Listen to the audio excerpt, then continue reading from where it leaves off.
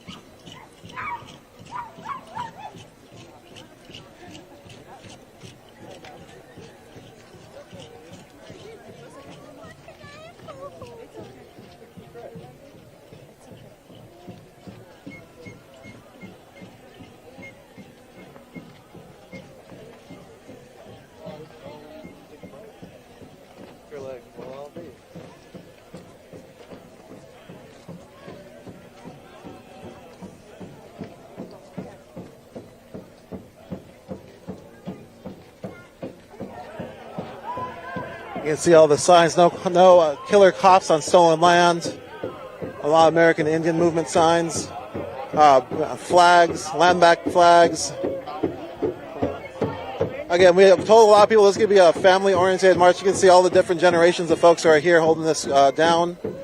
And yeah, we're hoping for a really beautiful day. It's already beautiful because we're all here. And we're going to try to be talking to folks. Oh, there's a lot of people. Feels good. Let's try to fold into the march here. Again, so we've been following along the past few days. There's been a community art builds. This is a coalition of over 60 organizations signed on for this march. Businesses, local businesses, indigenous-led organizations, just allied organizations. It's a lot of folks who've come out to hold their land together, hold the ground together. And again, we're going to try to do some interviews, but we're just going to wait to see where we get some. We're going to probably spend a lot of time just listening. There's going to be a lot of singers as you hear. And there should be a few, good events. Feels pretty good. Again, it's a walk for justice and no killer cops on stolen land. We're going to wrap through here.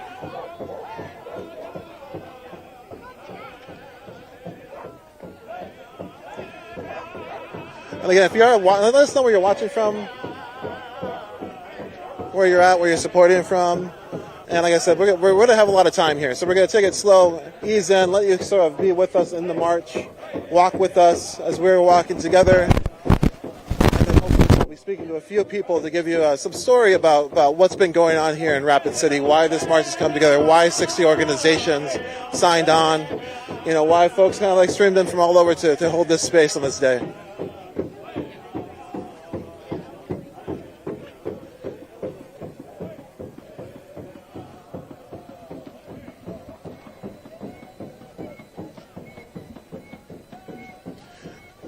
So we've sort of been following the story of the week. We actually had this moment, step here, where the mayor Allender, who was leaving office, had a.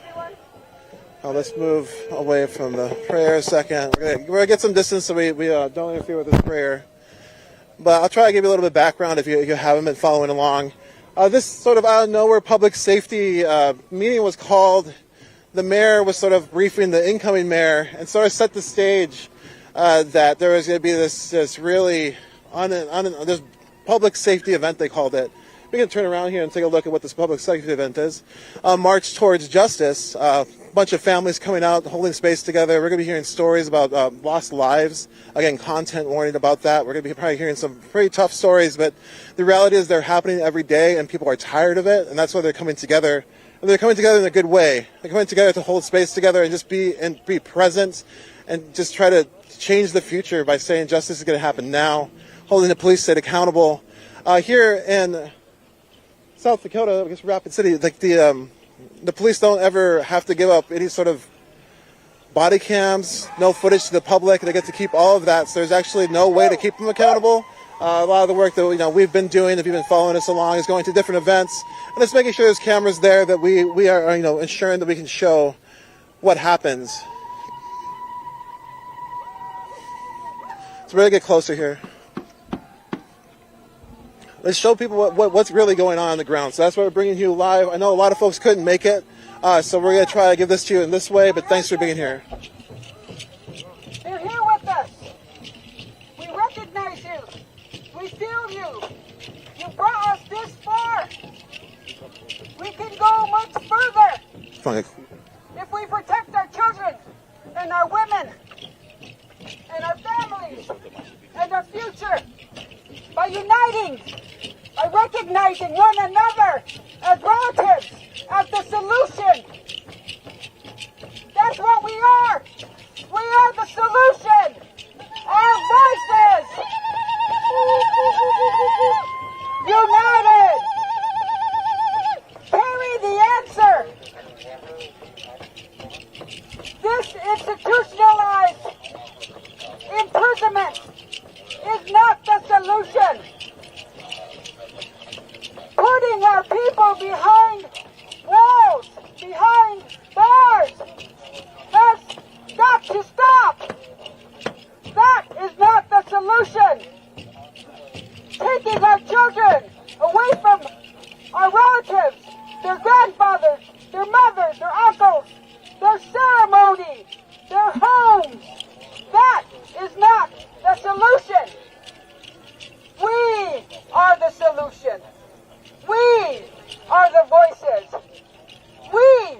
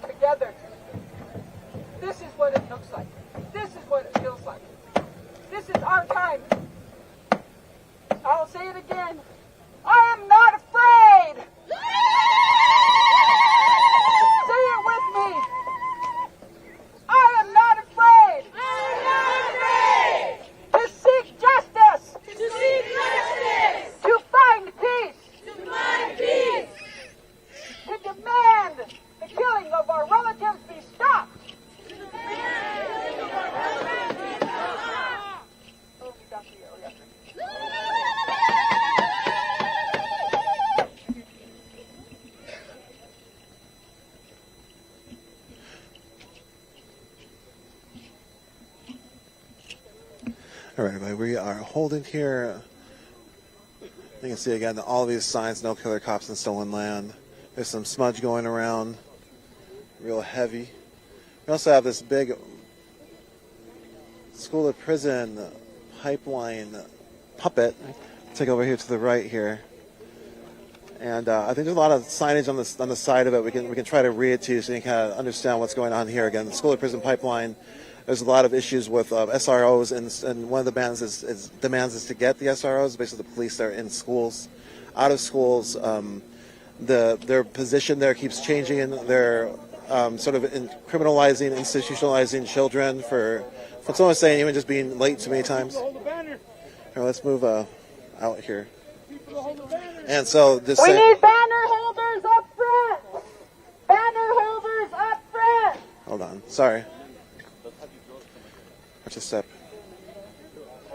Someone's gonna move out. Let's pull another banner.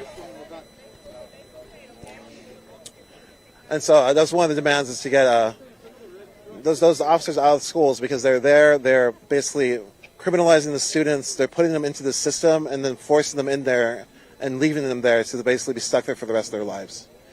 And it's just been an ongoing issue here. We're going to hopefully hear some stories about it. You can also go back to, I think 2 days ago, we interviewed some folks who are talking about the school to prison pipeline and how that works and why they want to get these SROs out of school. And this changed the way safety is working because this isn't it. To penalize, criminalize, and just institutionalize a mass majority of indigenous children, indigenous people.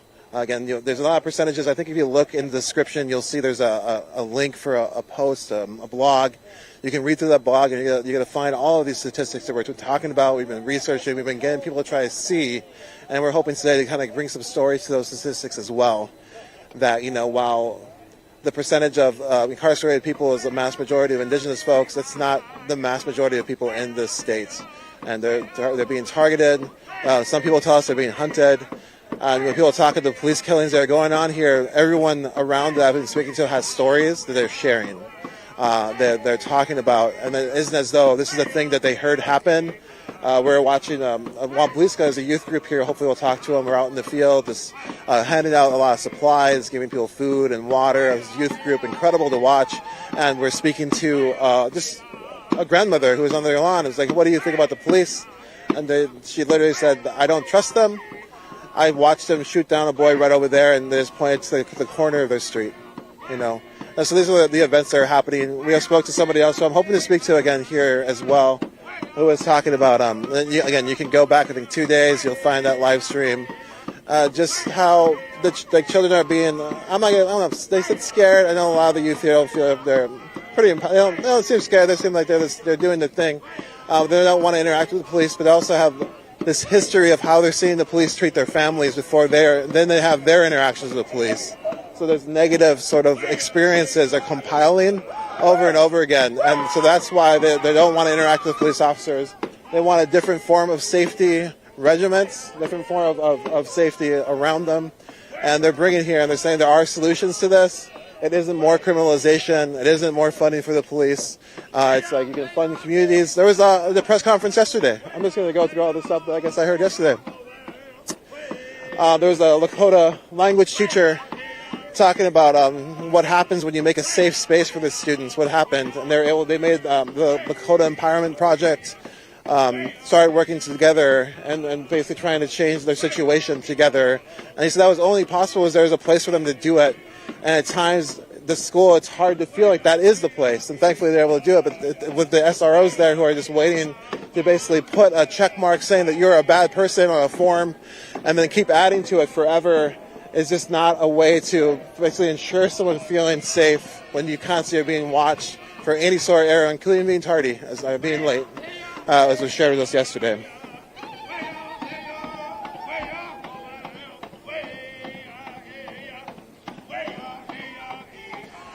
Again, March Towards Justice, holding the police state accountable. Thanks for being here. Again, if you do want to keep following, just hit like, follow, share, and you can just share that out. Also, let us know how you're feeling about this, how things are going in your area. Again, this is here in the Hisapa. We're trying to bring attention to what's going on in South Dakota, what's going on in Pennington County, what the Rapid City Police Department has been doing, but also this is going on everywhere. But we're focused on this, and you can, again, go to that blog. I hope it's being shared. I'm sure it is, and it really kind of holds all the lives that have been lost, and there's some history of it.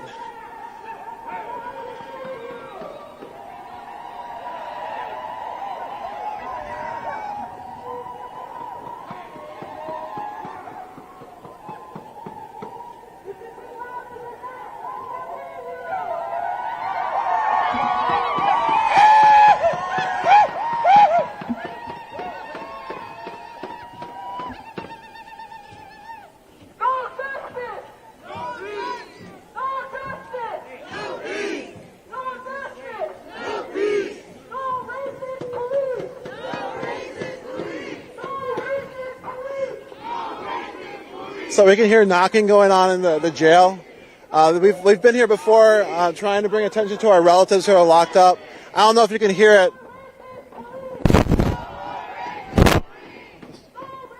We'll move over here to the... And so right now there's people in these jail cells who see their relatives out here, and they're letting them know. I can hear a little bit of knocking. This happened again. I think we're out here again projecting. Let folks know they're not forgotten. These are parents, these are relatives who are locked up, regardless of what reasoning. Them being gone from people's lives is affecting families every day.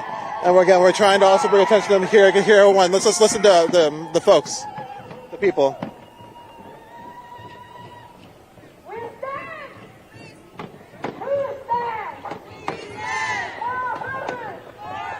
We'll move a little closer.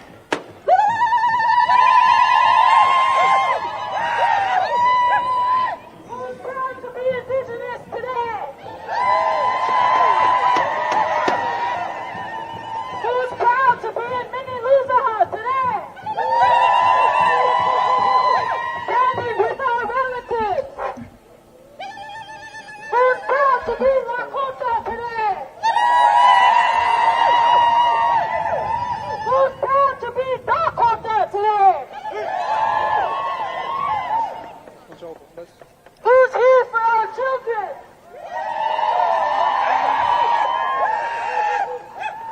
Who's here for their grandmothers? Who's here for our grandfathers? Who's here for our ancestors? No justice! No peace! No justice! No peace! No justice! No peace! No racist cops in Rapid City! No racist cops in Rapid City! Community over cops! Community over cops! Community over cops! Community over cops! We stand! We stand! For our brothers!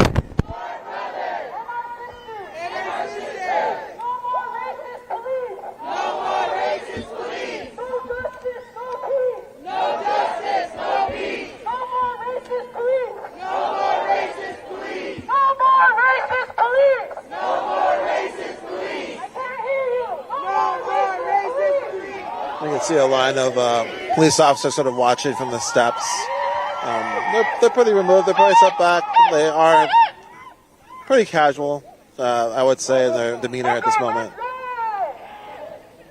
Like nobody's holding batons and smashing them against their hands, which I have seen before many times. So they're just kind of leaning there watching from a distance. It's just to let folks know.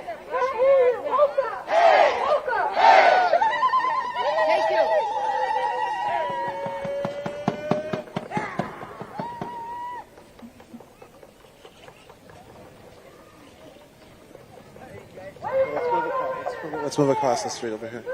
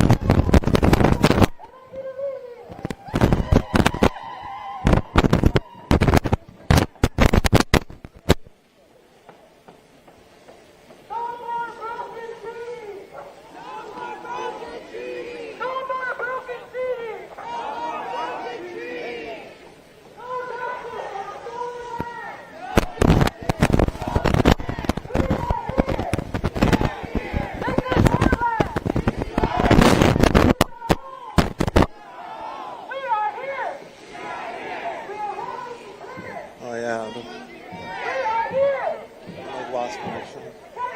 1 second. We're here on the street. How it's going?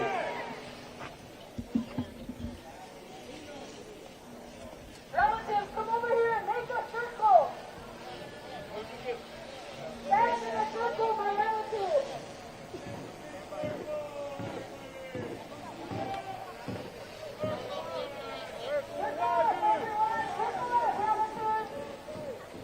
Let's stand together. Circle the wagon. So we're up here in front of the Public Safety Building, the Rapid City Police Department, the Pennington County Sheriff's Office. Again, if you go to that blog, you can see all the statistics about them.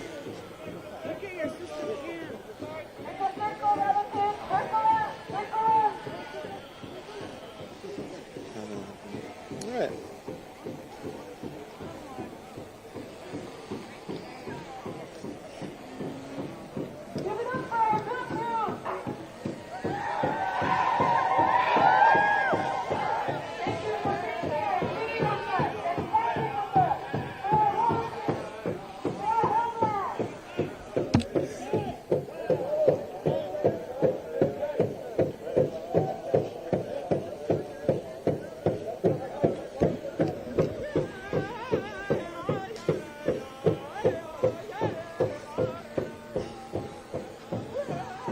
Oh, it's okay. I thought you wanted to talk to me. I was like, you want to talk about why you're here at all? No? All right, sounds good. I thought you were coming over.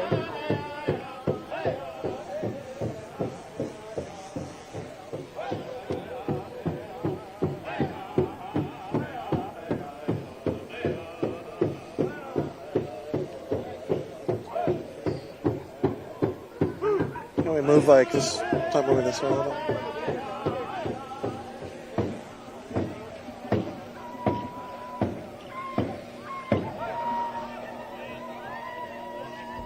You want to talk about why you're here? Oh yeah, everyone's not why you came. Anyways, you want to just introduce yourself and just let us know what brought you out? Mataki Api, Lloyd Bikro, Oglala Lakota. We are here for to have police accountability. We're here in unity as a peaceful demonstration. And, we're tired of the way the police are treating us in the city. We have no justice. A lot of our people are getting charged with crimes that, they're making them plead guilty to a lot of things they haven't done. Like recently I have some relatives come to me saying that they've been getting charged with simple assault on officers and they haven't even touched them. So they're telling them they'll plead, if they plead guilty to that, they'll drop all the other charges. And a lot of them, they say they haven't even touched the police. So, we're just here to stand, for our relatives, for the families that recently, police killed a native and they're not being held accountable. So, we're just here to stand for them and for the families, and hopefully we get justice someday, and and hold the police accountable. Yeah. And everything you're saying that's going on, is this new, or is this has this been ongoing, and how have people been trying to address it? This has been going on for a while now.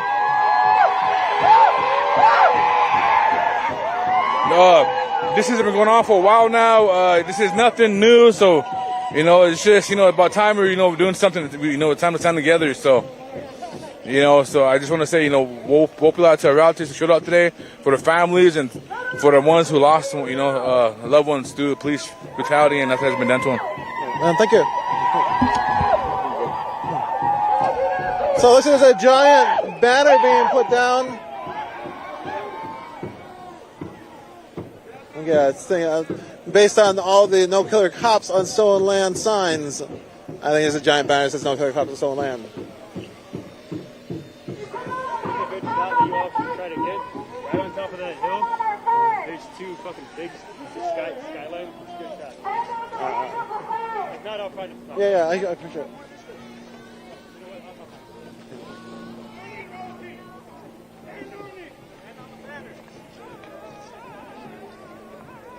Stand on it. Let's move this way. So there's everyone's surrounding the banner now. It's a solid circle of folks, of people asking or demanding for justice. There's people smudging going around. It's pretty beautiful. All right, everybody.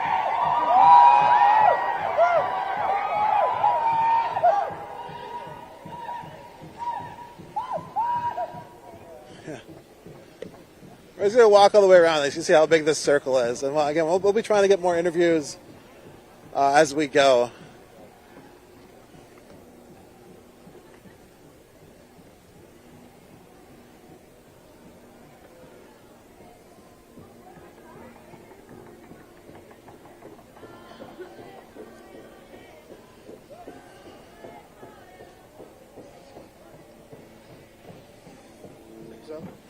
Just walking. You got some pretty good pictures. Ooh.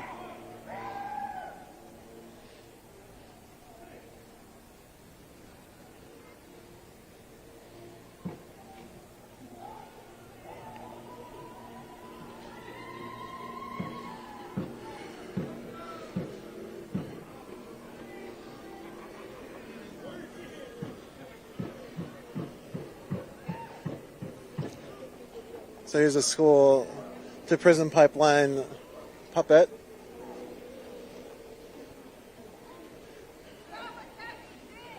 I'll read the side of it as it goes by here. So we have it's school resource officers such police placed in school systems to stop school shootings allegedly.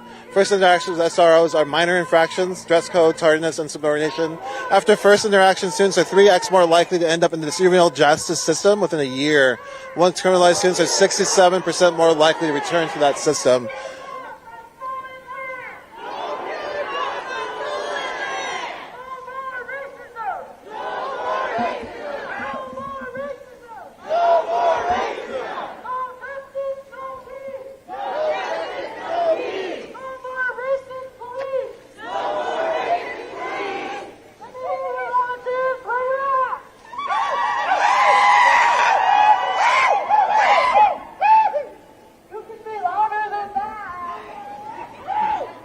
Excuse me. Did you want to talk about why you're here? Sure. I'm just here to support everything. It's good to stand against the racism in the police system here in Rapid. It's really bad here. It's bad everywhere, but especially for Indians.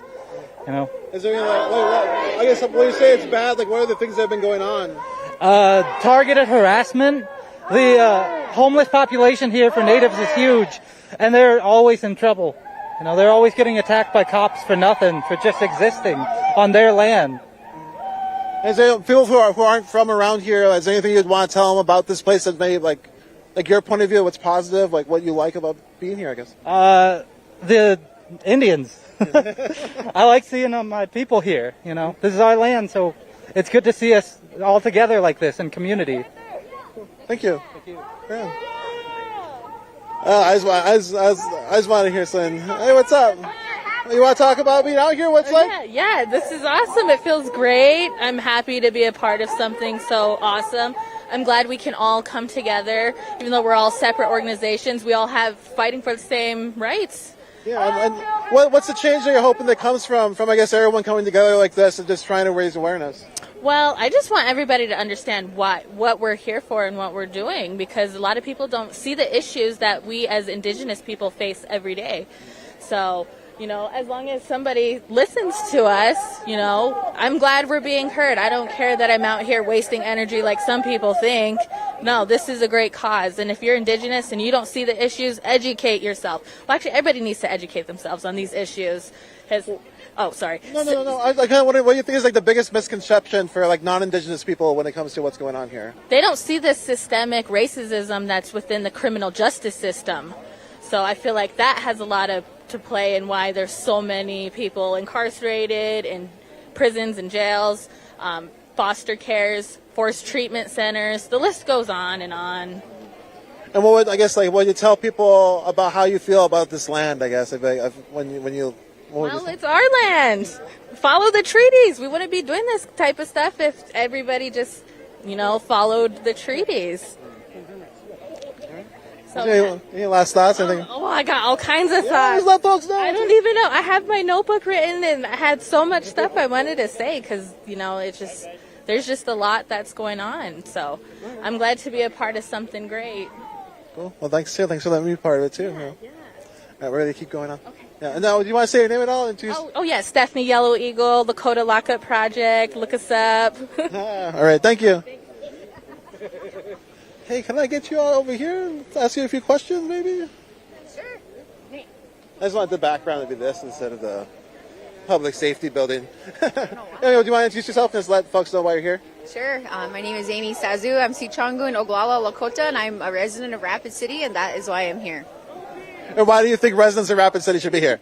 I think it's important. I think it's important to acknowledge that there's a horrible history in our community that has created conditions that are not optimal for raising your family, for our schools, and we don't ever address it. We don't ever talk about it, and I just think it's time. It's important. It's important our kids understand why things are the way they are and understand that there's nothing flawed about them or their communities or their people, and I think that's an important piece of this, and to feel some pride in marching and walking and exercising. There's like a big the pipeline's running us over. Yeah, the pipeline is about to run us over. This is also one of the reasons I ran for school board. This is important. These things are interconnected, and I think that's something we don't acknowledge either, that the interconnectedness of all of these issues and the ties to our systems, systemic issues. Yeah, whether it's the school district, whether it's the this pipeline. Yeah. It's coming. What would you say? I mean, like you mentioned that there's this is historic. This is a history of this going on. I don't know if you could kind of elaborate on that a little bit, or. Sure. No, we don't even talk about the founding of Rapid City and how and why the treaties are broken and people started this out as a city. We don't even talk about that. We don't talk about. What do you? What's the history there? I don't. That this is part of the Great Sioux Nation, and once gold was discovered here, that none of that mattered, and settlers came here and started. And brought violence to the indigenous people that were living here.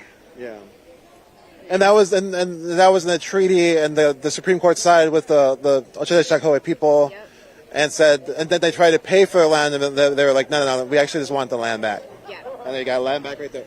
Again, yes, and I love the interconnectedness of land back, our children back, our languages back, all of it back, and I think that's the big thing. It's all interconnected. Issues are all interconnected, and we don't acknowledge that.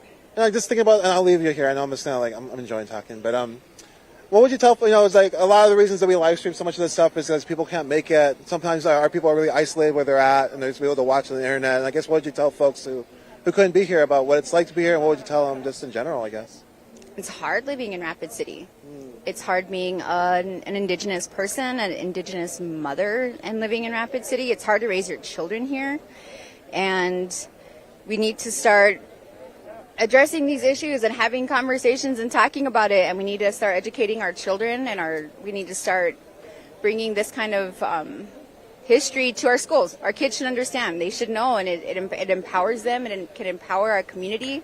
I think that we should be an Indian Ed for all school district. We should be an Indian Ed for all state, and that you do better when you know better, and you should educate yourself and research some of these things. We aren't making it up. And so I think that's one thing. There's just not a lot of accountability by our community to understand these issues. They're reactionary instead, like, oh, this is, being mean, or you're being bad people. And I just think, you're not following the law, you're not getting your permit, you're not following our rules. And like, that's all they see. And they don't understand how deeply seated these issues are in our community, and how they infiltrate our school district, the criminal justice system here, our city government. I mean, all of these things, and it's hard. For sure. Thanks for that. And I just thinking about how they're like, oh, you don't follow the law, you don't follow the rules. It's like, well, you don't. They also don't either at all. Like they aren't. Not that it's just funny. I don't know if it's funny, but it's like there's literally like they wrote it down. Then their Supreme Court was like, oh yeah, we messed that one up. They should be back to them. And they're like, oh, that law I guess don't matter. So it's always. They're so violent and mean, and coming after their land, and coming after, I don't know, the narrative today is the cops, and so I'm glad that Nick said that in the beginning. Like, this is about prayer, it's about coming together, and I think for Indigenous people, they understand how good it feels to be here, how good the sage and the sweetgrass smells, and how good it feels to see your people empowered and happy. And for our non-Native relatives and community in Rapid City, join us. Come witness. Come feel it. Come reach out, get to know somebody, but be here. And it's absolutely about community. It's absolutely about connection, and it's about togetherness. And I'm proud of that. And these events always are. It feels good. It's good to see everybody. Right, well, thanks for talking to me. I'll see you later. Again, we're just going to keep going along here, see if we can find a few more interviews. Let's go listen to the speaker, maybe. We'll swing around. Again, oh, I'm sorry. Bring that place back in our sacred circle. I also want to remind each and every one of us that we are all walking ceremonies. We carry so much sacredness. 4 generations in our entire so it looks like the children are putting their handprints on the. We are all sacred. We are all part of this land that we're standing on. This is sacred land. We are walking in ceremony. We are showing.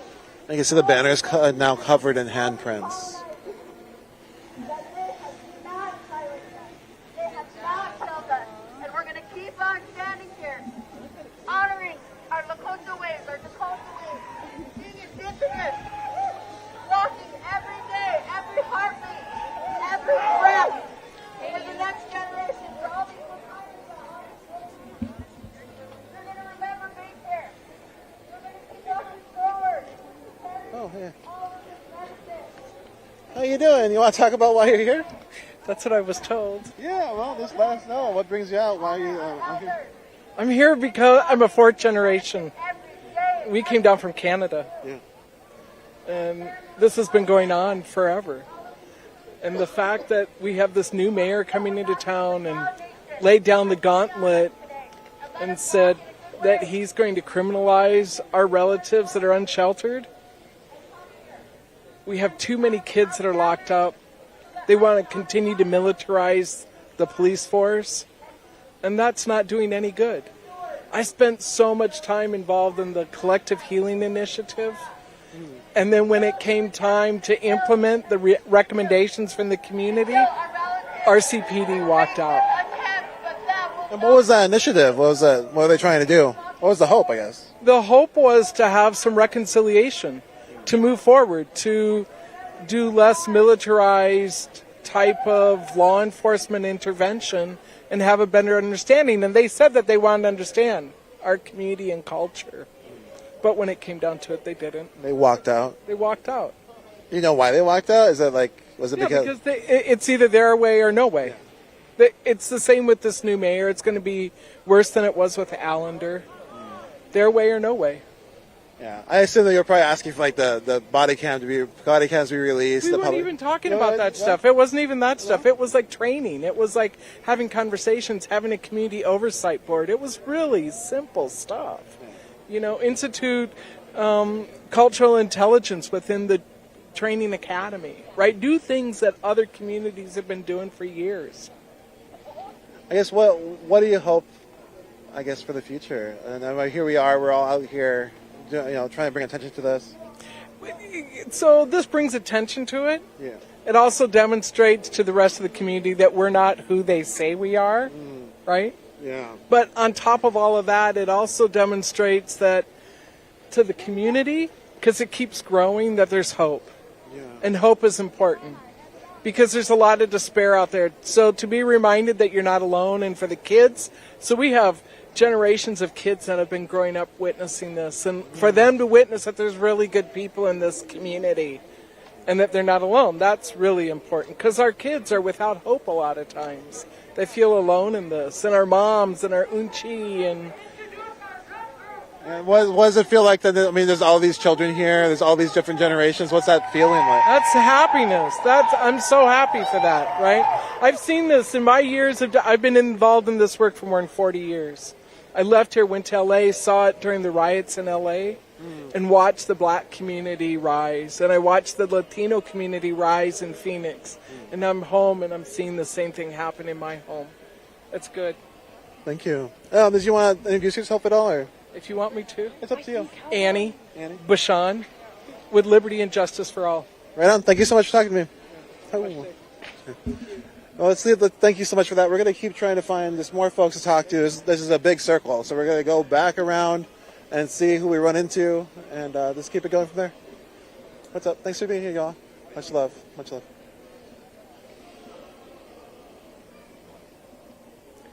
As you can see how huge this banner is. It's going to take us a while. I can't run it, I'm pretty sure. I will get tired. We're going to... We can still hear them. Yeah, we can still hear the knocking. People are incarcerated, locked up right now, are knocking on the windows, knowing that we're out here. Somebody was actually able to call one of the relatives that are in during the protest. That's awesome. So this is the back, I guess the back banner. Stop the school to prison pipeline. We saw that pipeline. They kind of moved us a little bit. You saw that happen. It's a pretty awesome puppet. And then we see the march towards justice. And then we got a sign here, release body cam footage. You want to talk about why you have the sign, release body cam footage up? I think it stays for itself. They must have something to hide if they don't want to show their body camera footage. I know, like, for instance, in my past experiences, they edited the body camera footage straight up, no lie. My name is Sonny Hayes. I'm representing the Lakota Lockup Project, and I'm proud to be here today. And I appreciate everybody coming and you guys putting on the event, How's it feel to have all these people out here? Feels good. Yeah, it feels like they wouldn't be here if for nothing, But the truth is they're getting away with murder, all the time. And this place is plumb full with Lakotas. They send a bus twice a week, packed. There ain't nowhere to sit. 2 prisons, So they're filling the prisons with us straight up if you look at the facts. So I got another partner over there. She has a lot to say too. So yeah. We'll catch up. We caught up already. So. Oh, you did? Yeah. Okay. So any last words for folks watching who aren't here, couldn't make it? Just like, thank you for showing support and believing in doing what's right and standing up for our people. So this is stopping genocide. So thank you guys so much. Yep. We're going to keep going around trying to find folks to talk to. Again, sorry, I get a little emotional. Let's give me a second. Which is fine. Whew.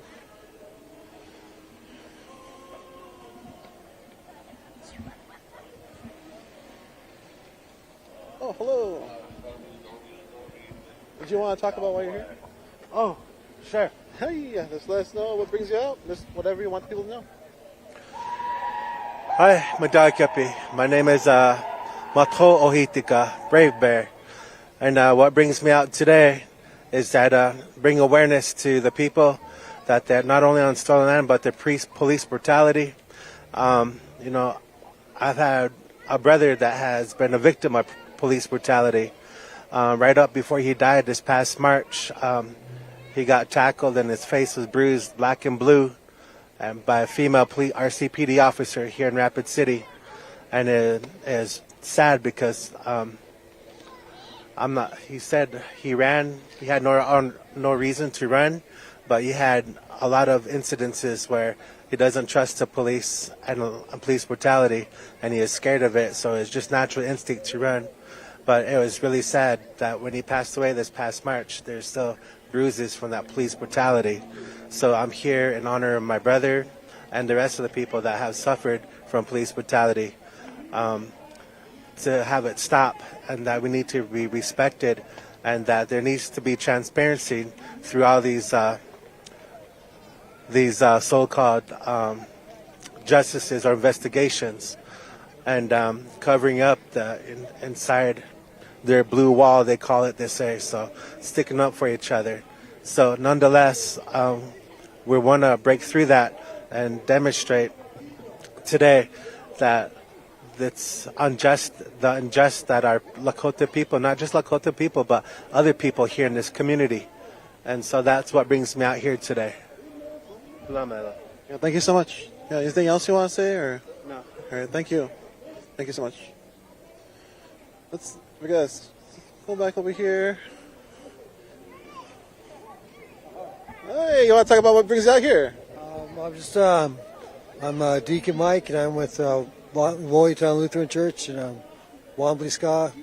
We just came out with the march with Indian Collective and OLO, and we're just here to bring attention to injustice and just mistreatment by the police force in Rapid City, and how they treat our kids, and we just want some release of that body cam footage. That's really important to us. That's about all. We got Wombly-Ska, for kids. Yeah, what is Wombly-Ska? Wombly-Ska is just we got a youth center, and kids can come. It's a safe place. We got activities. We got a talking circle. We got we got youth manners.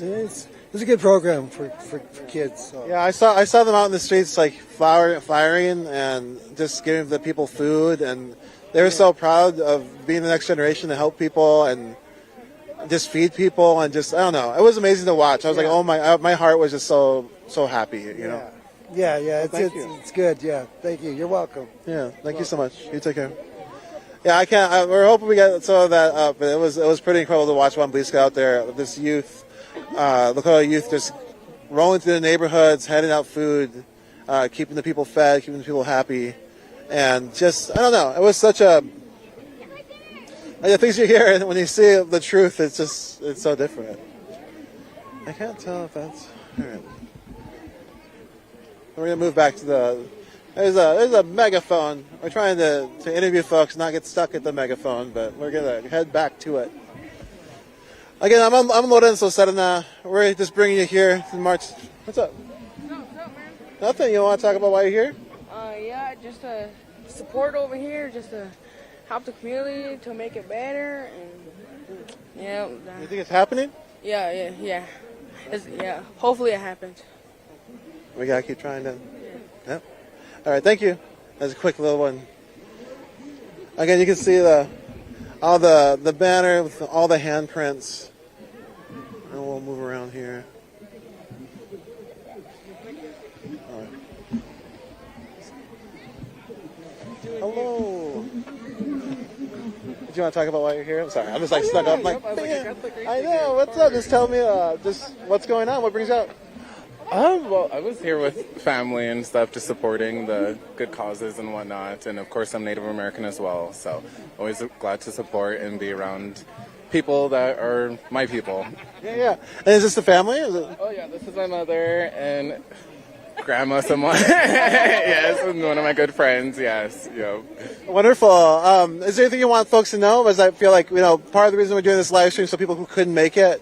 And so, what does it feel to be? What's it like to be here? Does it feel good? What's that like? Well, yes, of course it feels good. I mean, also very scary with the way the police are in this, well, not only city, but in the state and stuff. So, somewhat scary, especially with the protests and, how it turns into more against the protesters and whatnot. But then it feels good to be around all these supportive and letting people as well.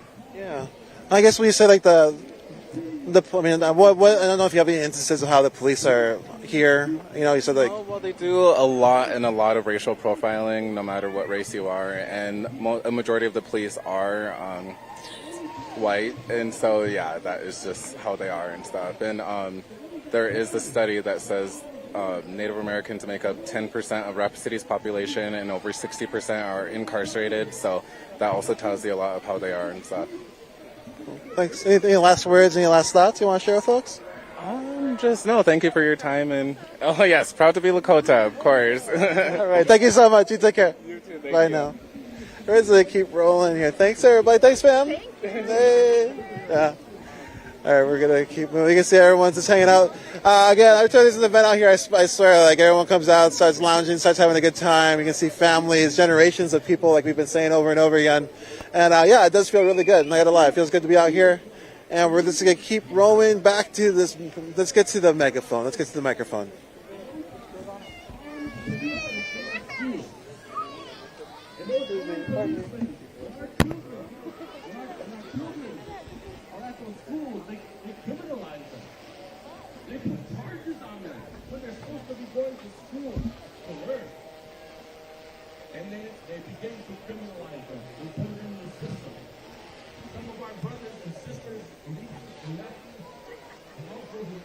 There's like all these kids in carts and strollers. Pardon me. We talked about the school to prison pipeline. That's what we're talking about. We need to stop that. And so one of our policy demands is to ask the SROs to be removed from the schools. We are asking the Rapid City area schools to remove the police from our schools.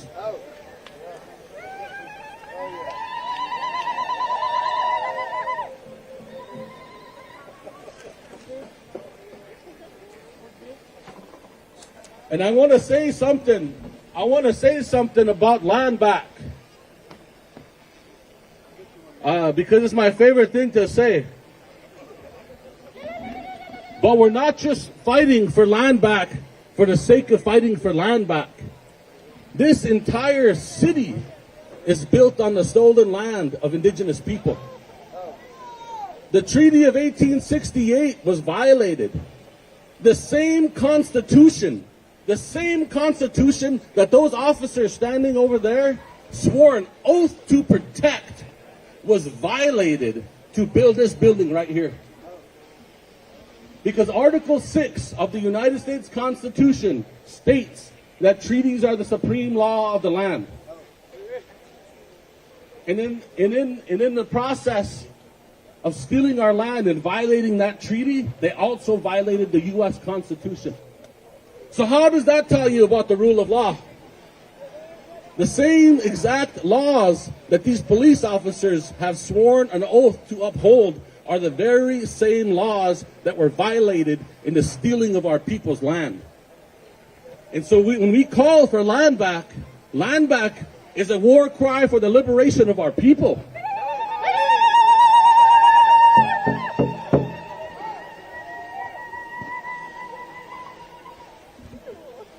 And no more do our people walk on the streets in Rapid and hang our head low. No more do we hang our head low. We hang our head high because we're proud of who we are. We're proud of where we come from. We're proud of our struggle.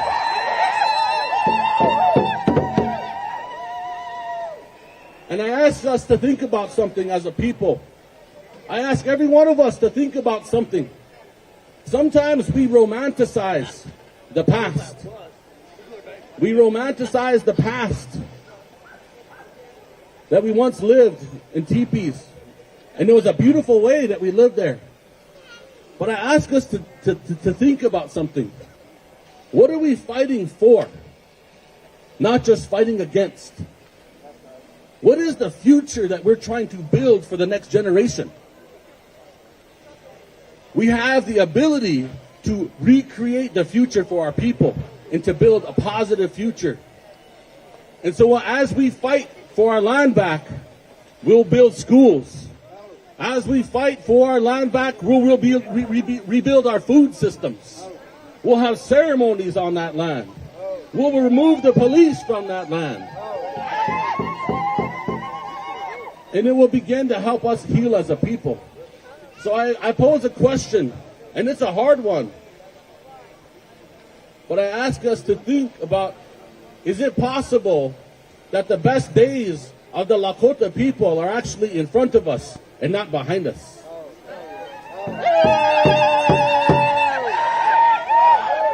Because if that's the truth, then it requires action today. The action like we took today. And it requires follow-up. It requires follow-through because the next generation deserve it. So Wopila Tonka Chichiapolo, to each and every one of you for coming out here with your bodies, coming out here to stand with us against the police, but in unity for the future that we're trying to build. Hechituolo.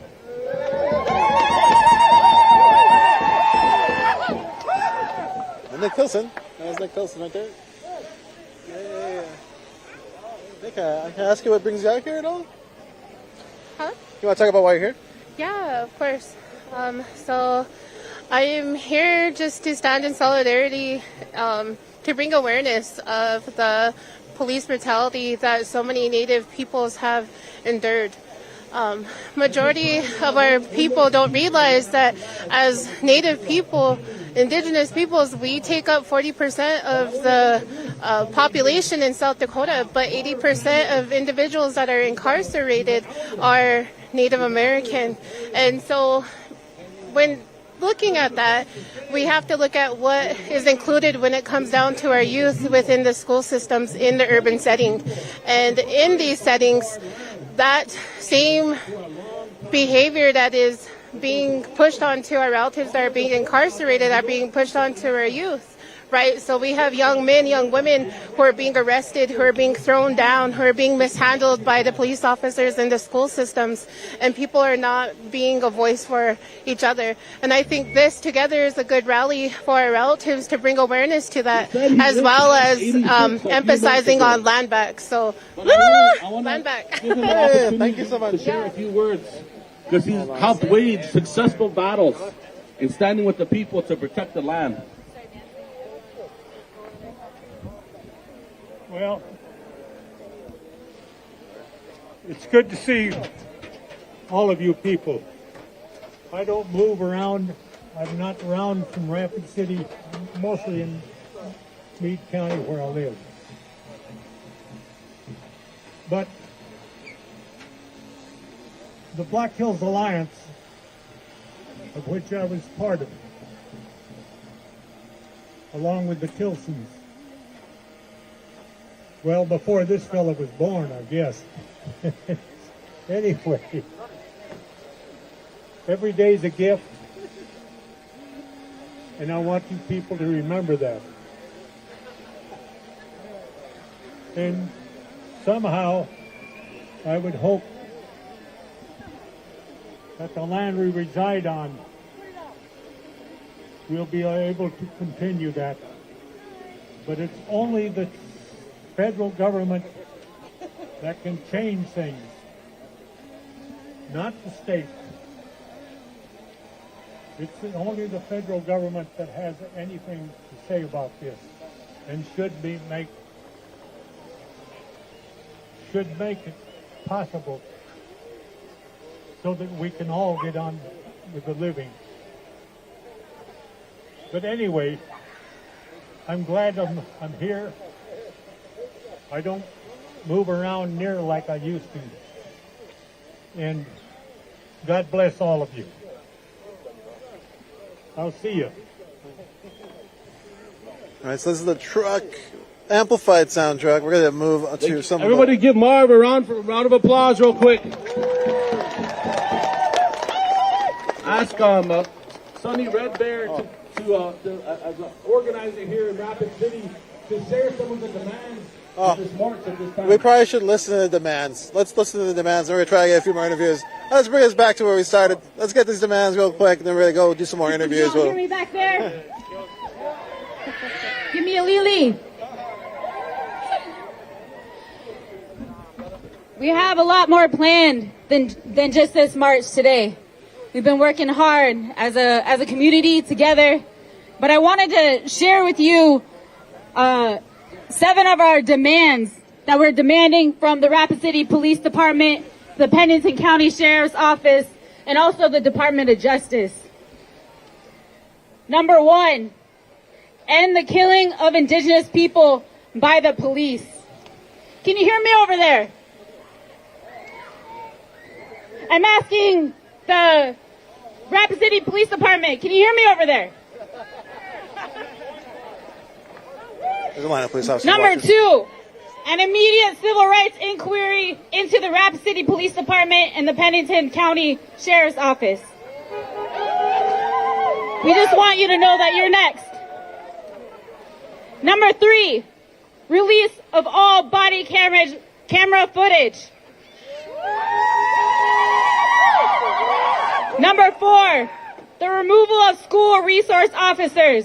No more police in our schools.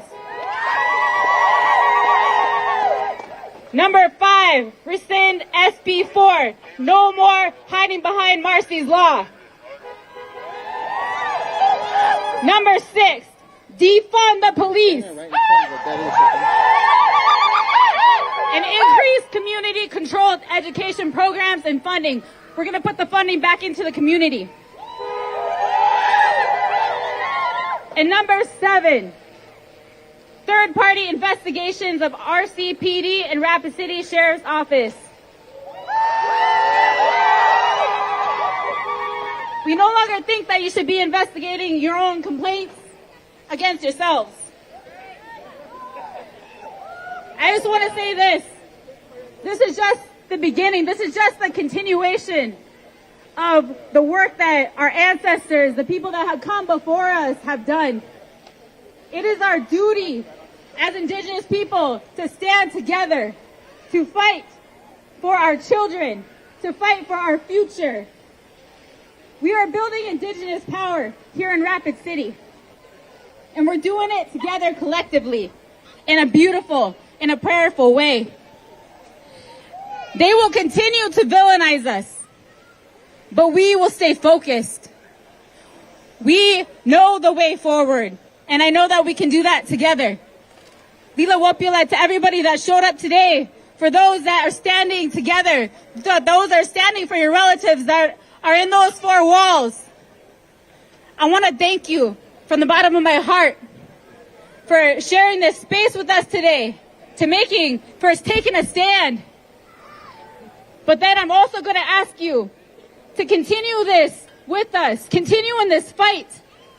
When we ask you to sign petitions, when we ask you to come out and march, when we ask you to show up for town halls, come, share your stories. Share what is happening to you. Share what's happened to your loved ones, because it's important. We got to share. We got to tell what is really happening. We got to speak our truth.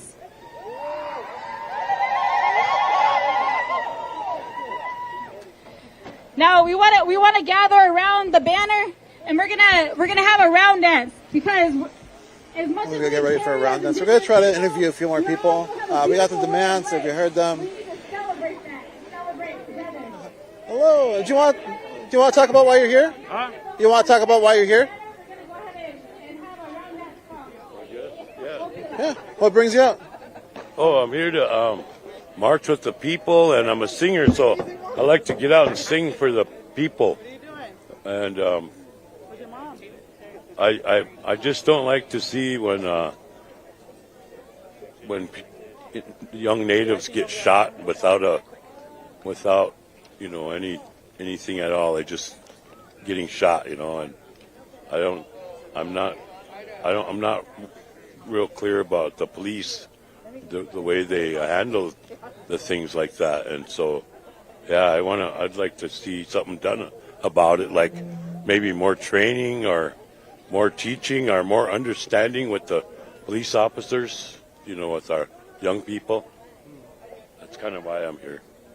I mean, just taking a look around, you see all the children, there's a lot of generations, I guess what does that feel like for you, who I assume has seen a lot of this for a while? Well, it's showing our young people that we're we're standing up when things don't seem right, and don't just stand back and let things happen.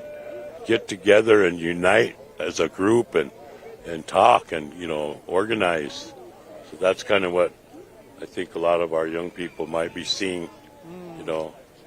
Thank you. And did you want to introduce yourself at all? I'm not sure if I got your name. You don't have My to. name is Travis Harden.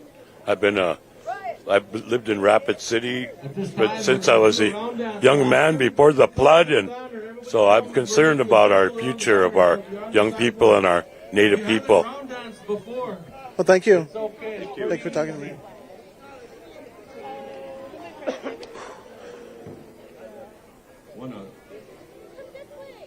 We're just gonna keep interviewing folks. I don't know. I think it's good.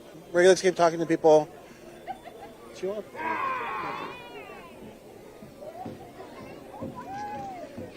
It's about to round dance out, but you want to talk about why you're here? Sure. I'm just basically here to show solidarity with the indigenous people because I've lived here my entire life and I see how they're treated. It's not right. Let's go. Well, thanks for being here. No problem. Did you want to introduce yourself at all, or just just Brad Cordes? All right, cool. Thanks for being here. That was short and sweet, to the point. All right, I'm just gonna try to pull folks out too. There's lots of people on the side. Yeah. Did you want to talk about why you're here? Yeah. All right, cool. Take care. Right on. Yeah. All right, so there's a round dance going on. I don't know. I'm almost like, can we go in the middle of the round dance? We'll go this way. Again, thanks for joining us. We're here. March with Justice, No Killer Cops on stolen land. You see this giant banner is spreading across the ground. All the handprints, the orange handprints, are children's handprints. People asking, if you go a little back, there's a bunch of demands. You can tell. Going back this way. We've been going back this way. But yeah, there's a lot of demands. We have those. It's a little bit back. There's also, if you look in the description, there should be a link to that lists those as well. And I think that people are dropping resources into that chat. If you have questions, just ask. If you're looking for things, you want more of the information, more of the data. The hard data. It exists. It's been collected for you. Trying to get this out so other people see what's going on here. And we're going to speak to a couple of folks here about why are you all here. Want to talk? Who wants to go first? I can go first. We're coming from Minneapolis, and we got a little history with police brutality, police violence, and being a young Native man, it's our responsibility to kind of show up where the community needs us. And with that being said, we're out here making sure everything's all right. But yeah, that's about it. Yeah, so you're saying that similar things are going on in Minneapolis. Is there similar organizing? Is this? I mean, NDN does a good job of getting things everything's all put together. It's really peaceful out here. It's refreshing from what we're used to. So. Right on. Yeah, I hear that. You want to talk about it? Yes. So I'm Ozuya Crow. I'm Oglala Lakota, and I'm here in just solidarity with our people and showing face whenever we can and however that is, whether it's on the front line, grassroots, in the community events. Any chance I get to help our people or give them a voice, I'm here. And I see, you see that today with a lot of our relatives, from our grandmas, our grandpas, our gakas and uchis down to, children here, and a lot of allies, down to our allies too. So it takes a whole, all of us as a whole to get our message out and also to be heard and for this change to happen. And this is, part of those steps to get this change that we need. Thank you. Yeah, right on. Thank you. Did you want to introduce yourself? I can't remember if you introduced yourself. I haven't. Yeah, you want to do it? My name is Joe Crowshoe. I'm Piikani Blackfoot. I'm Southern Alberta and Turtle Mountain, Ojibwe. Thank you. Thank you both. Yeah. So let's spin it around. Let's check out the round dance for a bit, and let's observe and be part of. So here we go. I don't know if we're gonna get into it. We'll watch in the corner here.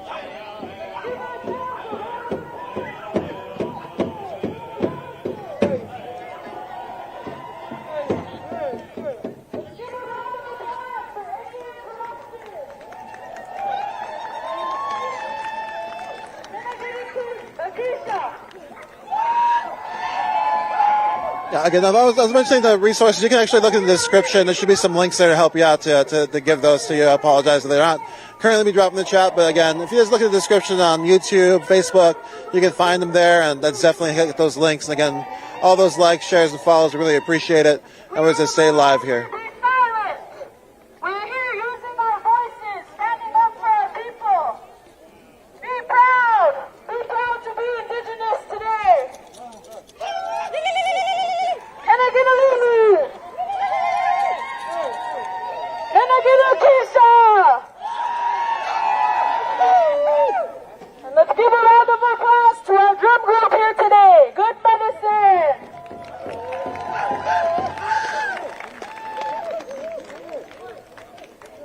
Put your fist in the air for Goonie Dog. Put your fist in the air for American Indian Movement.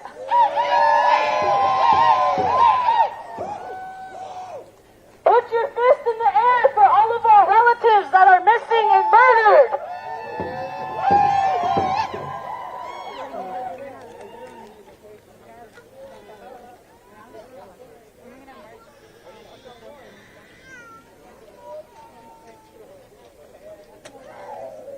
We have another speaker here, my big brother, Chase Allen. Give him a round of applause. Wow. Lila daya wa It's hard, it's 'cause it's windy. Yuha chante wa shtea na pe chiuza pelo. Makasi tomani ha. Wherever you come from, I see a lot of relatives came in from all over the place. They traveled thousands of miles to be here today, and I want to thank all the organizers. Let's give a hands up for Indian Collective.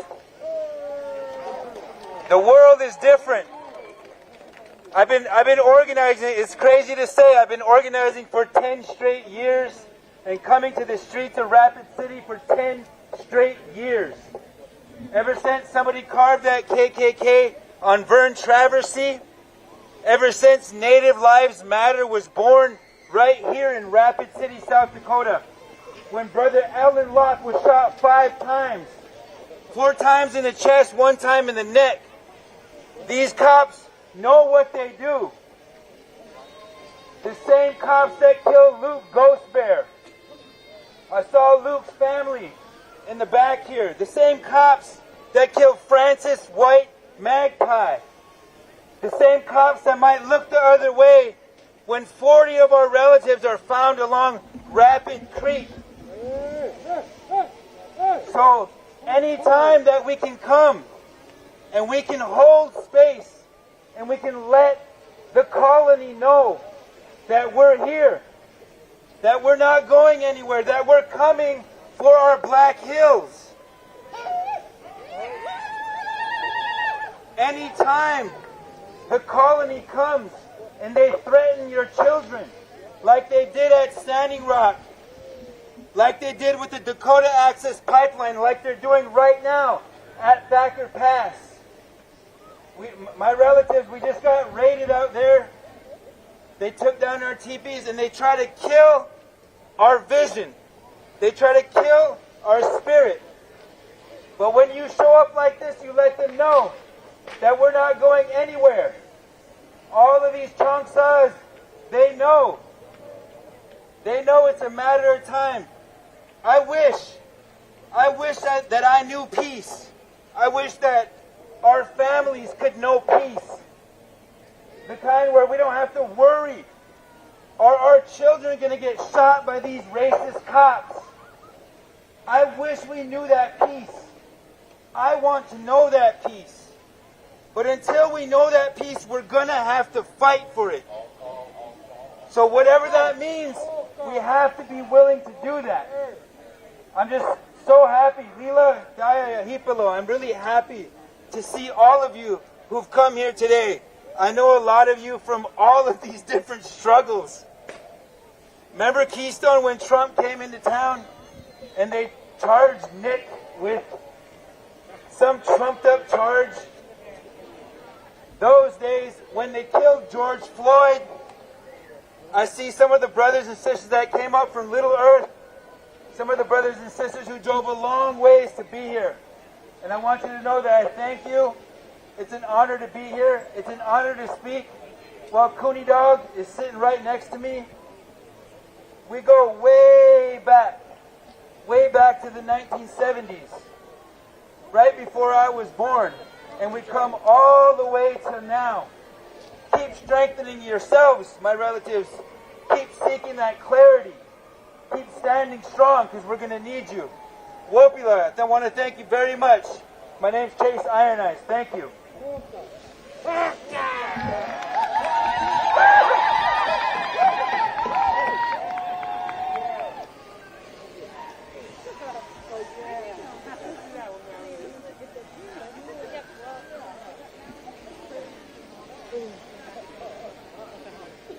Yeah, set you in a truck, Weldon.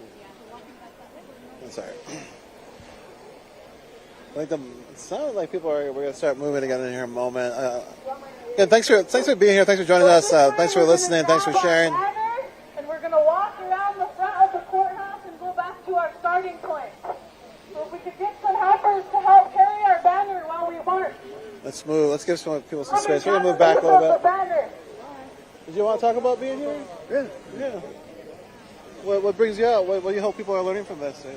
Hoping that they learn that we are humans and that the police need to be held accountable for what they do, that our children walking around with a hoodie and an Indian pride hat doesn't give them a death sentence and a right to shoot them.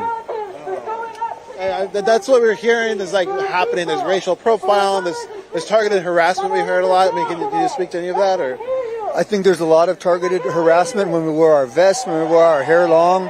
Just in North Rapid, because we live there, they think they have the right to flash their lights at us, pull us over for no reason, except that we're Indian. And if we have those 65 license plates from Pine Ridge, that's another reason to pull people over. For no reason whatsoever, but because Pine Ridge is legal right now with marijuana, they try to bring these trumped up charges on the people. And what do you hope people, I guess, who aren't here, who haven't experienced things like this, like, what should they know, I guess? What should they know is that South Dakota is the Mississippi of the West, and that it's still cowboys and Indians. They don't have to wear sheets here. The cops will come up and shoot you face to face. Thank you. Thank you. Oh, we're gonna move out here. I think it looks like the march is gonna start to move. They're carrying the banner now, which there's a lot of people carrying the banner now. We'll get in front here. We can try to jump on almost jumped on the vehicle, didn't make it. We tried. Yeah, we probably can't get in the back of that. Okay. Let's get in the front here and this, I guess, lead it out, walk it out with y'all. Again, like I said, just take a look at the description. It looks like that's where all the resources are if you are looking for different links. So let's check it out there. And again, thanks for being here. I'm Lorenzo Serna. I'm Chicanx. My pronouns are they, them. Just hanging out, being your host, having a good time. Yeah, it's good because it's like empowering. A lot of people are holding the space together. It feels good. And, it's they just got to take over the space. It's the people's. So that's good.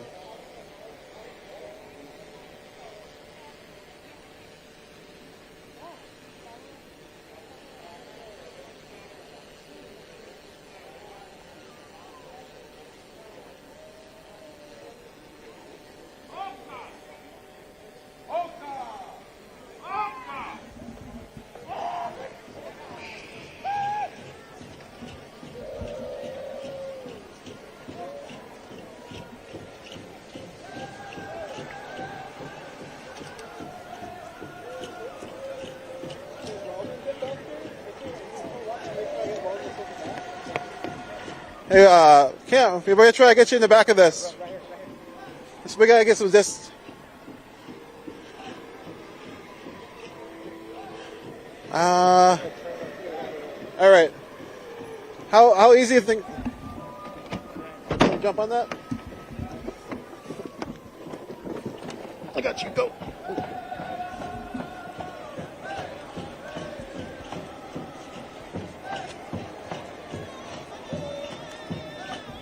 We got children in the front. We got a little dog. I think the dog is wearing a skirt. under the Community Over Cops banner. March towards justice, holding the police accountable. No killer cops and stolen land. You can see all the different folks right now that's leading this banner around the RCPD headquarters, the court's headquarters, sort of just letting them know that they're going to be held accountable by the people if they won't, investigate themselves. That's what they're saying they're doing. There's a lot of conversations about the body cams. I've had a lot of experience, been in a lot of places. Usually a lot of work has been done to make the police release the body cam footage after the shootings, after families see it, so they know what happened before it's released to the public, to offer more accountability. And here in this area, the police do not have to release any body cam footage ever. They're holding back that from the people. And that's why it's important. People are filming the police all the time, making sure there's an accountability from the public, because they're obviously not making any sort of accountability for themselves. And it's incredible to hear that they just don't release body cam footage at all.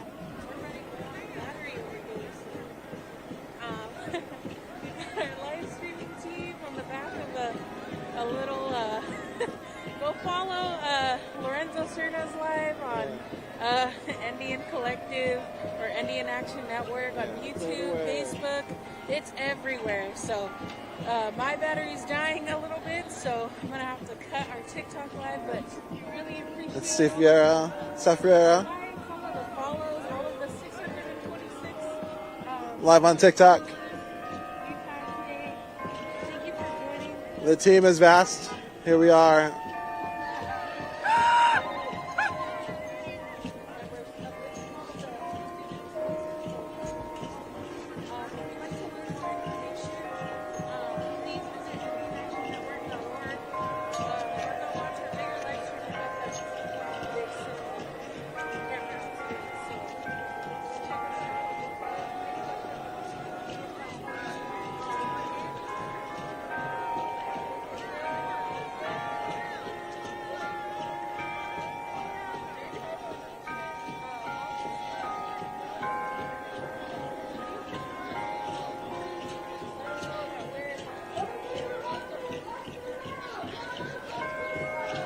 You can see the march is still coming around the corner back there. You probably can't see it too well, but it's back there. It's still coming. I think folks, after holding space said head out, but there's still a lot of people. Again, no killer cops in stolen land. March toward justice, holding the police accountable. We got some children holding the front. Again, we always said over and over again that this is a family event. The only people who seem to not want to make it family friendly were the police, was the city, who sort of put out this call, turning like sort of us versus them sort of situation in a press conference, which was, racist, pretty much, just asking people to report on people who are just coming out to practice being alive, being Lakota, being people of these lands. I think there's a graphic that went out that was treaties over permits. I can't remember who I was talking to, and someone was just like, well, it's just our land, so we're out on our land, no big deal, And so we're heading back, I think, to the start. When we get there, we'll probably take this down. I really appreciate everyone who's watching. We're here in Rapid City. This is it. You're kind of seeing a lot of concrete. Someone's like, wow, this area has a lot of concrete. But the people are good. Here they are for us.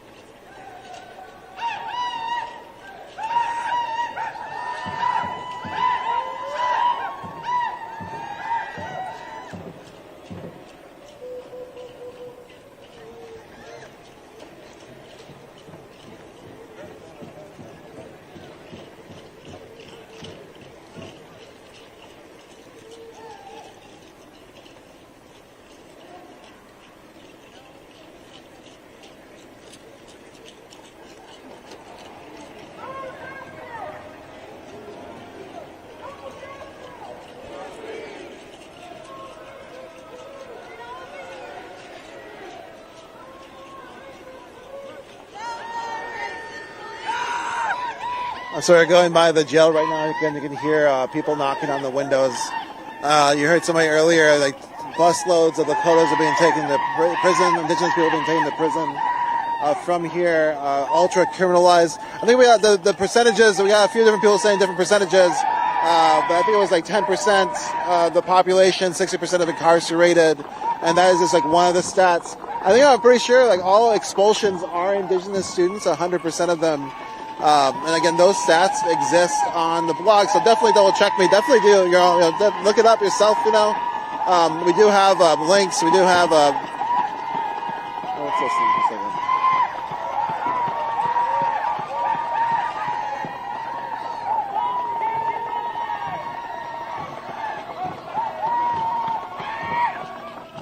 So from 2001 to 2023, there have been heavy stats. 79 police-involved shootings statewide, 0 convictions of police officers, and 75% of those shootings were fatal shooting victims. Of the 75% of the fatal shooting victims were Indigenous people. These stats, again, are available on the link there in the description.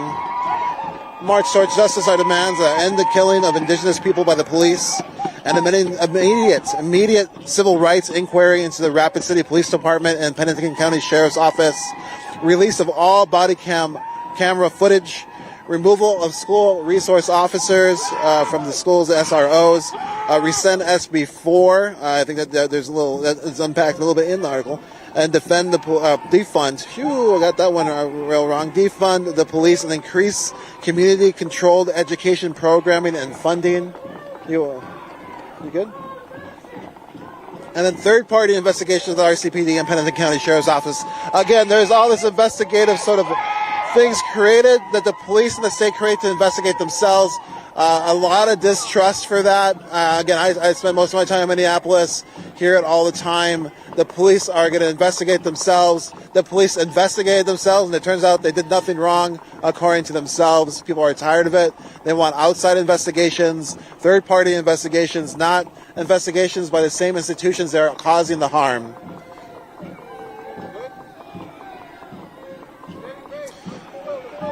So it's 10% of the population of the state of South Dakota, but 51% of the people incarcerated are Indigenous. And there's a great, if you look at the NDN Collective thread, you can probably see a podcast in the second episode of the Land Back podcast, talking really about all of these stats, Rapid City versus Racism team, trying to address all of these issues of racism, discrimination, racial inequality, by just trying to challenge the system that continues, this system, the one that is incarcerating all our people, upholding white supremacy, this trying to continue to challenge that.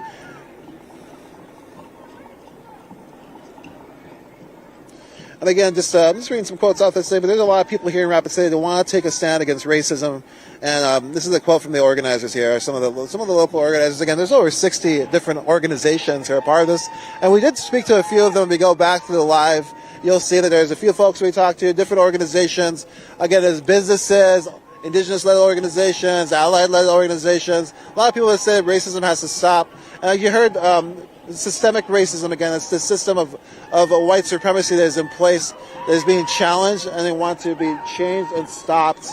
And you can see some examples of what that is. A couple days ago, we spoke to somebody talking about when we were talking about systemic racism is a system.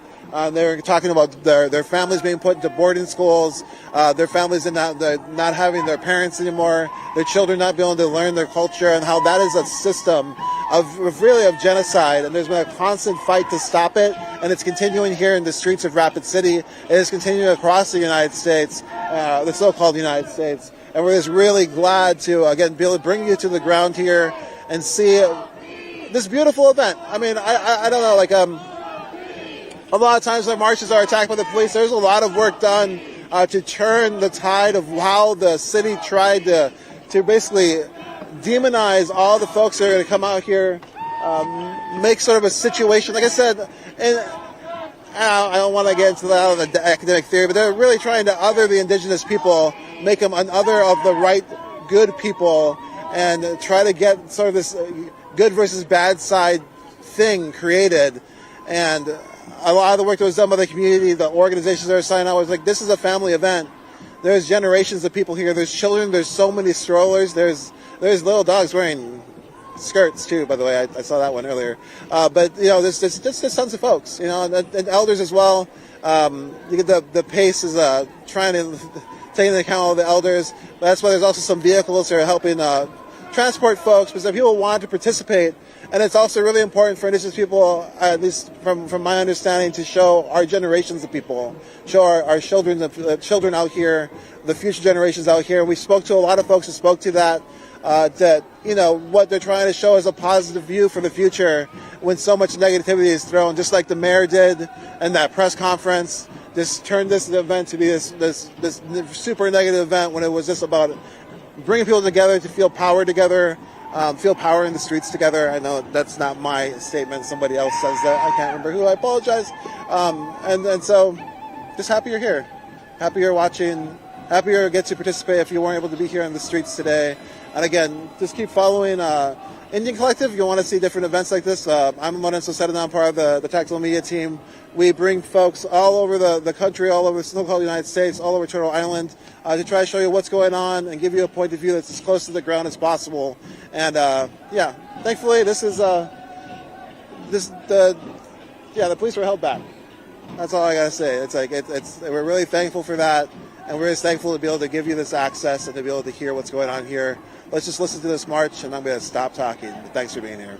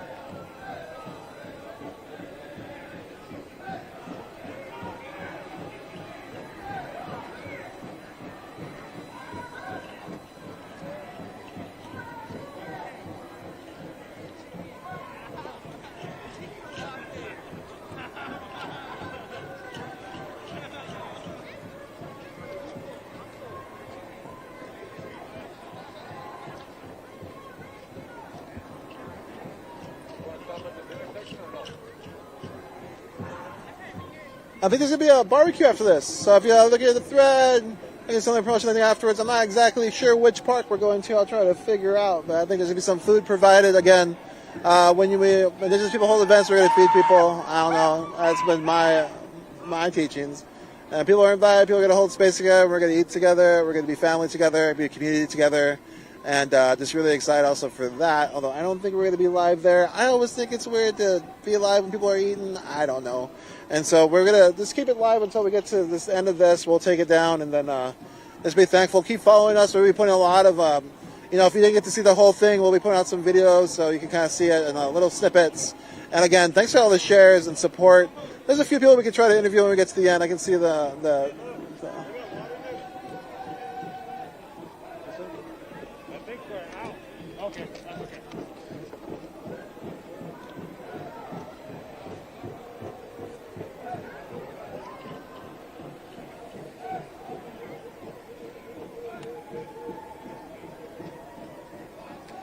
if you're interested in coming to eat with everyone, it's at Roosevelt Park after this march.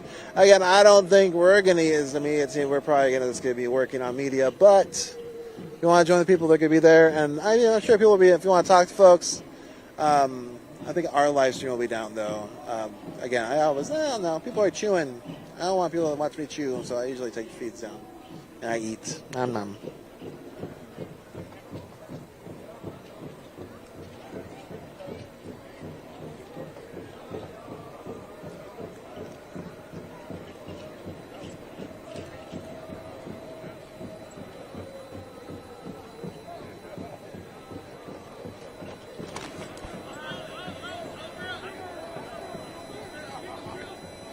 Looks like we lost. I think they're okay.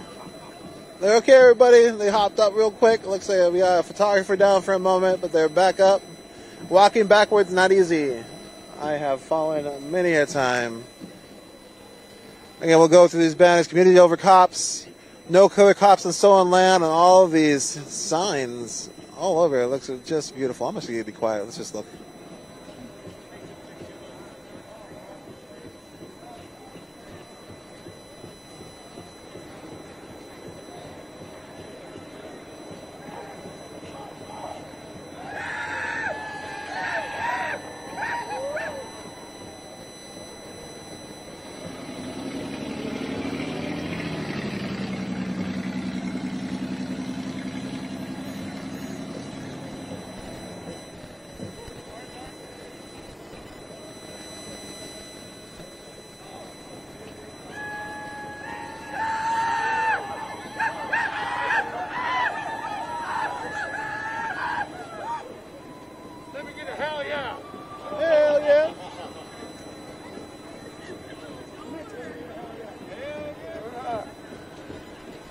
Hell yeah! Is it good? Does it feel good to be out here? Yes, sir. It feels really good. Awesome. Look at that. Everybody loves this one. You can see the giant banner in the background. Whoa! They're carrying it over. No killer cops in stolen land.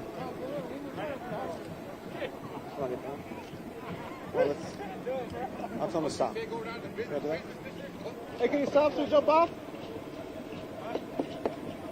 Stop so you jump off? Go.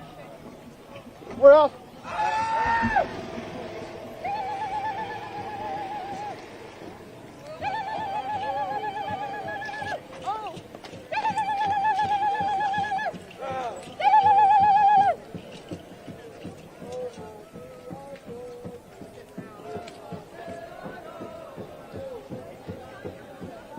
Did you get enough energy? I think so.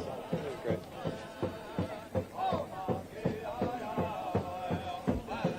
Thanks for talking to us. Yo, what's up? Nothing, thank you. Right.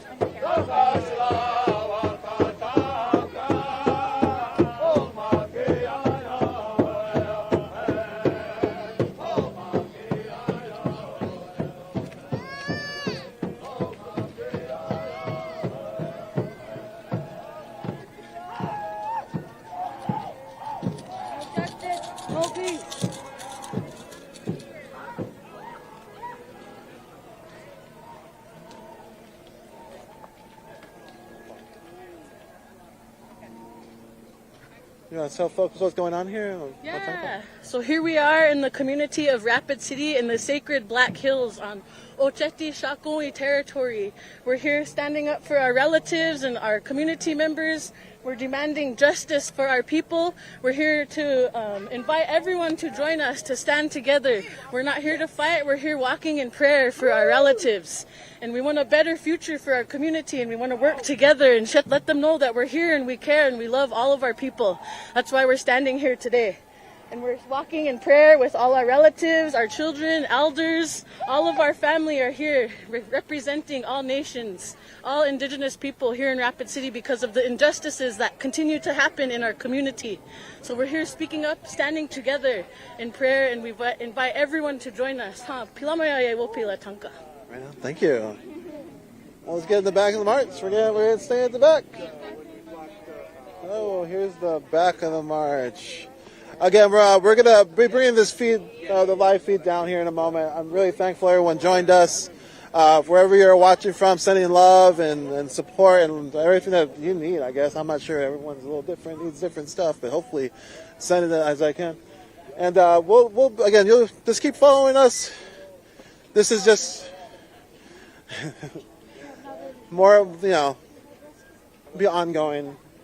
This is change is just constant, and so this is just the event that happened today, bringing people together, being visible together. I think we heard so many people speak about how important that was, and I hope you can take it to heart that there's all these generations that came together to hold this space, experience it together, and to show a positive light when all they've been getting is a lot of negativity. And so I hope you felt it too a little bit as well. I'll see if there's any Roosevelt Park. And we thank all of our relatives for coming here today. Give yourselves a round of applause. Let's give all of our speakers and our organizers a round of applause.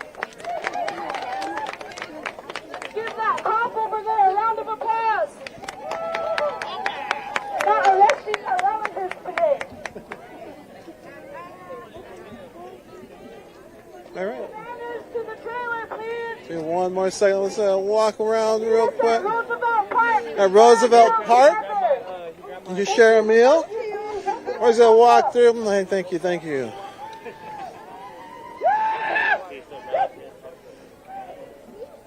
Hi.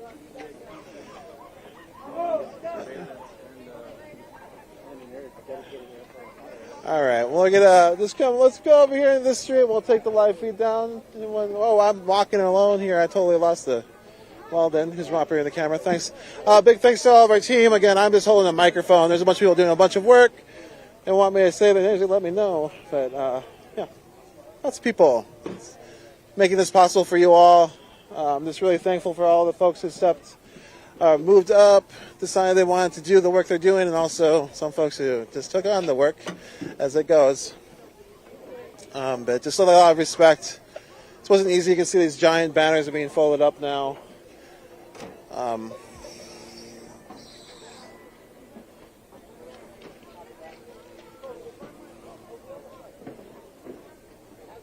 Once they head to Roosevelt Park.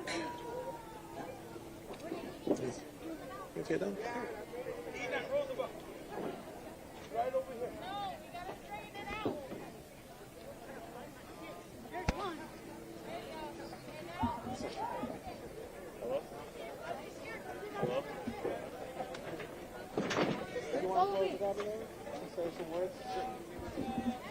So, I guess, I mean, there's a lot of things I'd love to talk about, but I guess, just want to just let the people know what today was about and what it felt like, maybe? Yeah. Today was a pretty powerful day. I had people come from all the different neighborhoods in Rapid City, from all the different surrounding reservations. Because, like, folks that don't know, that aren't from this area who may be listening, Rapid City is like it's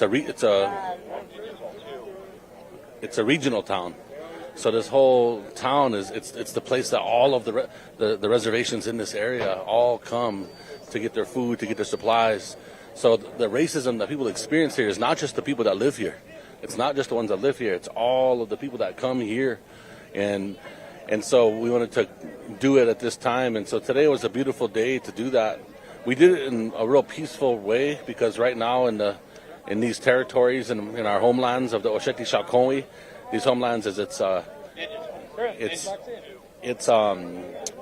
Sundance time, and so there's a lot of ceremonies happening, and so we wanted to honor that and have a peaceful demonstration, and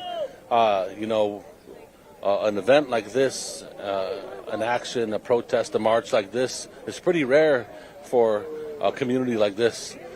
We're in a place that's really, really conservative, where they're killing our people. Since the death of George Floyd in 2020, there's been 11 police shootings in Rapid City, 7 of them resulting in death, all of them indigenous people. Not only has there not been one conviction, there hasn't even been one charge filed against them. Meanwhile, they're criminalizing indigenous people at higher, rates than almost anywhere in the country. And you see them real consistently of how indigenous people are over-criminalized in this place, the same that you see with black and brown people all throughout this whole country. And so we're protesting not individual cops, we're protesting the system, the way that the system perpetuates white supremacy and violence amongst our people.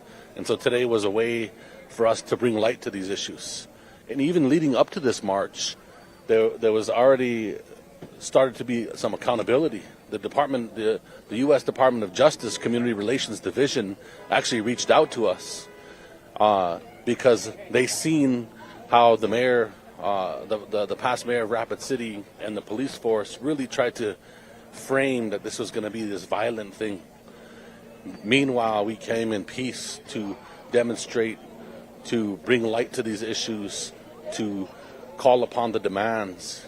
A lot of times you won't see body cam footage of police killing people in Rapid City or in South Dakota because there's a certain provision in Marcy's law, which is a good law that was actually created.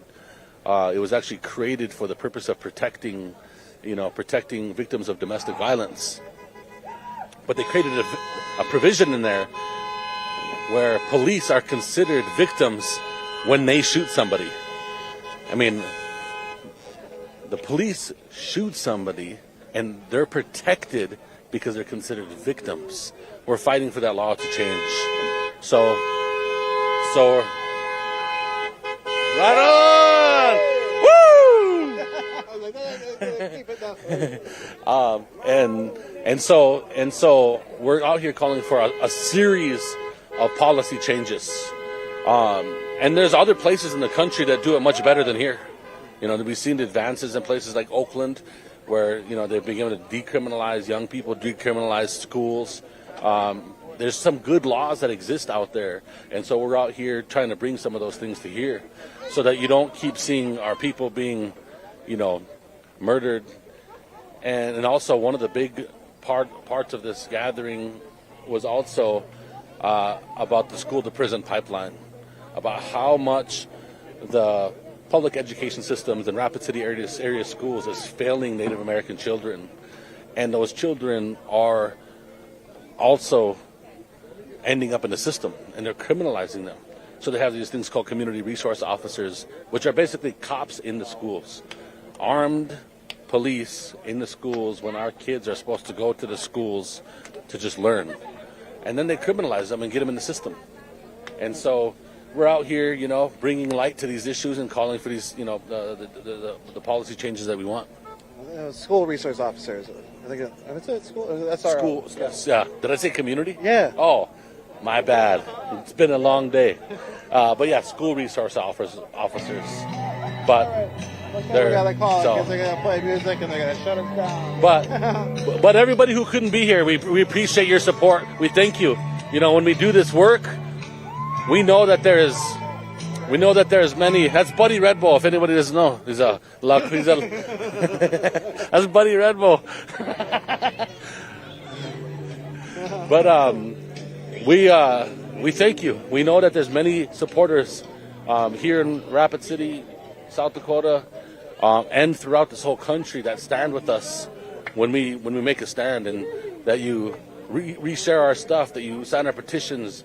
And all of that work, and all of you that are at home that couldn't be here, sincerely, we thank you for standing with us in our efforts and our fight towards justice. We don't want our people to be killed no more. We want our young people to have opportunity. We want the best days of our people to be in front of us and not behind us, and that's what we're fighting for, and that's what we're about. And so thank each and every one of you for being with us on this journey, and it's an honor to be doing this work. Thank you. And I should ask you, did you want to introduce yourself? Because I just got tired talking to you. Oh, yeah. It's my fault. It's my fault. I was like trying never to ask for names, so I'm trying to work We'll put it way at the end. So, but my name is Nick Tilson, and I'm Oglala Lakota. These are my homelands. Honored to be out here doing this work and doing this work for the people. Thank you. Yep. All right. I think that's it. That's what we're going to call it. Thank you so much, everyone who joined us. Again, my name is Lorenzo Cerdina. I'm the Director of Tactical Media for the Indian Collective. I'm out here just supporting this event. Just really thankful to be here. Definitely go to our website. There's a lot of opportunities for Indigenous people being offered right now. We have I think the Collective Abundance Fund is there, so definitely it's a grant opportunity for the tri-state area. Check that out. This is part of the work that the Indian Collective supports by being out here. You know, people like in Rapid are out in the streets, feeding the people, holding the streets down with each other, and holding the streets down with the people. So big thank you to everyone who showed up. And I guess we'll see you on the next one. And again, keep following Indian Collective. Follow our feeds. We support and amplify from all over the place. So we'll bring it to different spots. So that's it. Half the battle is showing up at the first one. The other half is the second one. Right on. Thank you. All right. Thanks a lot. I think I'm going to walk off here and we're going to say goodbye. Just keep following. There'll be some more content. And also everyone out there who's sharing is so important. And it's just so important. We know that we're on social media, but they're not our friends. They're interested in making money, and the only way that we actually break through that is with your help by sharing, liking, supporting, commenting, and just getting it further out there through organic reach. That is actually the word for it. I don't know why I'm saying it, but I did. But much respect, and we'll see you next time.